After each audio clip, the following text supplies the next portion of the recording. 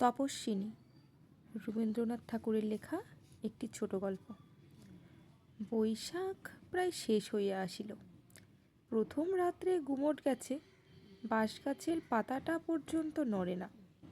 আকাশের তারাগুলো যেন মাথা ধরার বেদনার মতো তপতপ করিতেছে।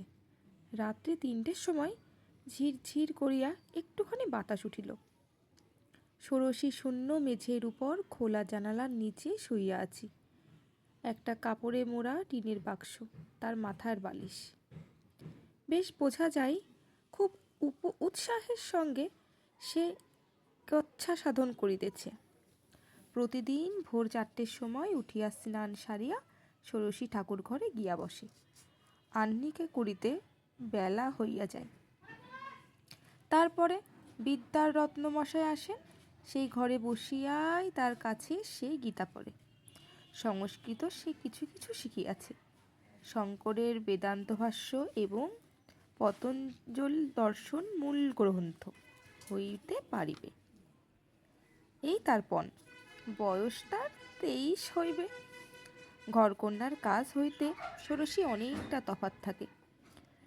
সেটা যে কেন সম্ভব হইল তার কারণটা লইয়াই একটা গল্প। নামের সঙ্গে মাখনবাবুর স্বভাবের কোনো সাদৃশ্য ছিল না। তার মন গলানো বড় শক্ত ছিল। তিনি ঠিক করিয়াছিলেন, যতদিন তার ছেলে বরদা অন্তত বিএ পাস না করে ততদিন তার বৌমার কাছ হইতে সে দূরেই থাকিবে। অথচ পড়াশোনাটা বরদার ঠিক ধাতে মেলে না। সে মানুষটি শৌখিন। জীবনীকুঞ্জের সুসঞ্জয়ের সম্বন্ধে মৌমাছির সঙ্গে তার মেজোটার মেলে, কিন্তু মৌচাকের পালায় সে পরিশ্রমের দরকার সেটা তার একেবারেই সয় না। বড় আশা করিয়াছিল, বিবাহের পর হইতে গোফে তা দিয়ে সে বেশ একটু আরাম থাকিবে এবং সেই সঙ্গে সঙ্গে সিগারেটগুলো সদরেই ফুঁকিবার সময় আসিবে। কিন্তু কপালক্রমে বিবাহের পর তার মঙ্গল সাধনের ইচ্ছা তার বাপের মনে আরও বেশি প্রবল হইয়া উঠিল। স্কুলের পণ্ডিত মশাই বরদার নাম দিয়াছিলেন গোতনমুনি।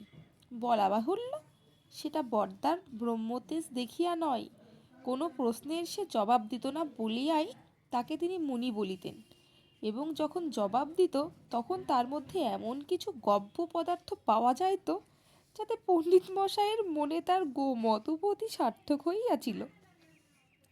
মাখন হেডমাস্টারের কাছে সন্ধান লইয়া জানিলেন, স্কুল এবং ঘরের শিক্ষক এইরূপ বড় বড় 2 ইঞ্জিন আগে পিছে জুড়িয়া দিলে তবেই বরদার স্বগতির হইতে পারে।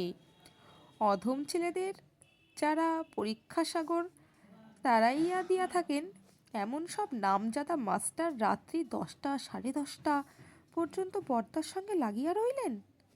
সত্যযুগে সিদ্ধি লাভের জন্য বড় বড় তপস্বী যে তপস্যা করিয়াছে, সে ছিল একলার তপস্যা। কিন্তু মাস্টারের সঙ্গে মিলিয়া বরদার এই যে যৌথ তপস্যা, এ তার চেয়ে অনেক বেশি সুসহ। সেকালের তপস্যার প্রধান উত্তাপ ছিল অগ্নিকে লইয়া। এখনকার এই পরীক্ষা তাপসের তাপের প্রধান কারণ অগ্নিশর্মারা। তারা বরদাকে বড় জ্বালাইত। তাই এত দুঃখের পর যখন সে পরীক্ষায় ফেল করিল, তখন তার সান্ত্বনা হইল এই যে সে যশস্বী মাস্টারমশাইদের মাথা হেট করিয়াছে। কিন্তু এমন অসামান্য নিষ্ফলতাতেও মাখনবাবু হাল ছাড়িলেন না। 2য় বছরে আর একদল মাস্টার নিযুক্ত হইল। তাদের সঙ্গে রফা হইল এই যে, বেতন তো তারা পাইবেনই, তারপরে বরদা যদি ফার্স্ট ডিভিশনে পাস করিতে পারে তবে তাদের বকশিস মিলিবে। এবারেও বরদা যথাসময়ে ফেল করিত, কিন্তু এই আসন্ন দুর্ঘটনাটাকে একটু বৈচিত্র্য দ্বারা সরস করিবার অভিপ্রায়ে একজামিনের ঠিক আগের রাত্রে পাড়ার কবিরাজের সঙ্গে পরামর্শ করিয়া সে একটা কড়া রকমের জোলাপের বড়ি খাইল এবং ধন্বন্তরীর কৃপায় ফেল করিবার জন্য তাকে আর সেটেন হল পর্যন্ত ছুটতে হইল না। বাড়ি বসিয়াই সে কাজটা বেশ সুসম্পন্ন হইতে পারিল। রোগটা উচ্চ অঙ্কের সাময়িক পত্রের মতো এমনি ঠিক দিনে ঠিক সময়ে প্রকাশিত হইল যে মাখন নিশ্চয় বলি এ কাজটা বিনা সম্পাদকতাই ঘটাইতে পারে না। এ সম্বন্ধে কোনো আলোচনা না করিয়াই নিতন বরদাকে বলিলেন যে তৃতীয়বার পরীক্ষার জন্য তাকে প্রস্তুত হইতে হইবে, অর্থাৎ তার সশ্রয় কারাদণ্ডের মেয়াদ আরও 1 বছর বাড়িয়া গেল। অভিমানের মাথায় বরদা একদিন খুব ঘটা করিয়া ভাত খাইল না। তাহাতে ফল হইল এই, সন্ধ্যাবেলাকার খাবারটা তাকে আরও বেশি করিয়া খাওয়াইতে হইল। মাখনকে সে বাঘের মতো ভয় করিত, তবু মারিয়া হইয়া তাকে গিয়া বলিল, এখানে থাকলে আমার পড়াশোনা হবে না। মাখন জিজ্ঞাসা করিল, কোথায় গেলে সেই অসম্ভব ব্যাপার সম্ভব হতে পারে? সে বলিল, বিলাতে। মাখন তাকে সংক্ষেপে বুঝাইয়াবার চেষ্টা করিলেন, এ সম্বন্ধে তার যে গোলটুকু আছে সে ভূগোলে নয়, সে মগজে। সপক্ষের প্রাণপণ স্বরূপ বরদা বলিল, তারই একজন সতীর্থ এন্ট্রেন্স স্কুলের 3য় শ্রেণীর শেষ বেঞ্চটা হইতে একেবারে 1 লাফে বিলাতে একটা বড় এক্সামিন মারিয়া আনিয়াছে। মাখন বলিলেন, বরদাকে বিলাতে পাঠাইতে তার কোনো আপত্তি নাই, কিন্তু তার আগে তার বিএ পাশ করা যায়। এও তো বড় মুশকিল। বিএ পাশ না করিয়াও বরদা জন্মিয়াছে, বিএ পাশ না করিলেও সে মরিবে, অথচ জন্ম মৃত্যুর মাঝখানটাতে কোথাকার এই বিএ পাশ বৃদ্ধ পর্বতের মতো খাড়া হইয়া দাঁড়াইল। নড়িতে চড়িতে সকাল কথায় ওইখানটাতে গিয়া ঠোকের খাইয়া হইবে। কলিকালে অগন্ত্যমুনি করিতেছেন কি? তিনি কি জটা মুড়াইয়া বিএ পাশ লাগিয়াছেন? খুব একটা বড় দীর্ঘ নিঃশ্বাস ফেলিয়া বরদা বলিল, বারবার 3 বার, একবার কিন্তু শেষ। আর একবার পেন্সিলের দাগ দেওয়া কি বইগুলো তাকে উপর হইতে পারিয়া লইয়া বরদা কোমর বাঁধিতে প্রবৃত্ত হইতেছে, এমন সময় একটা আঘাত পাইল। সেটা আর তার সইল না। স্কুলে যাইবার সময় গাড়ির খোঁজ করিতে গিয়ে সে খবর পাইল যে স্কুলে যাইবার গাড়ির ঘোড়াটা মাখন বেচিয়া ফেলিয়াছে। তিনি বললেন, 2 বছর লোকসান গেল, কত আর এই খরচ টানবি? স্কুলে হাঁটিয়া যাওয়া বরদার পক্ষে কিছুতেই শক্ত নয়, কিন্তু লোকের কাছে এই অপমানের সে কি কৈফিয়ত দিবে?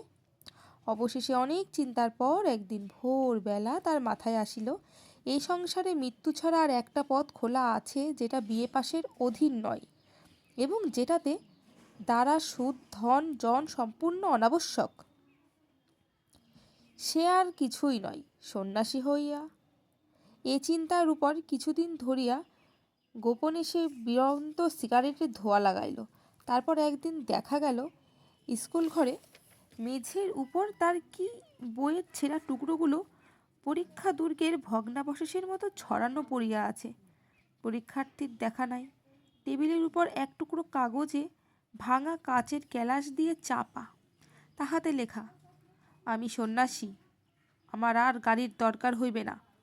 প্রযুক্তি বরদানন্দ স্বামী। মাখনবাবু কিছুদিন কোনো খোঁজ করিলেন না। তিনি ভাবিলেন, বরদাকে নিজেই গরজেই ফিরিতে হইবে। খাঁচার দরজা খোলা রাখা ছাড়া আর কোনো আয়োজন দরকার নেই। দরজা খোলাই রহিল, কেবল সেই কি বইগুলো ছেঁড়া টুকরোগুলো সাফ হইয়া গেছে, আর সমস্ত ঠিক আছে। ঘরের কোণে সেই জলের কুঞ্জের উপর কানা ভাঙা গিলাসটা উপর করে তেলের দাগে মলিন চৌকিটার আসনে জাগাইয়া ছারপোকার উৎপাত ও জীর্ণতার ত্রুটি মোচনের জন্য একটা পুরাতন অ্যাটলাসের মলাট পাতা। এক ধারে একটা শূন্য প্যাকবাক্সের উপর একটি টিনের তেরেঙ্গে বরদার নাম আঁকা।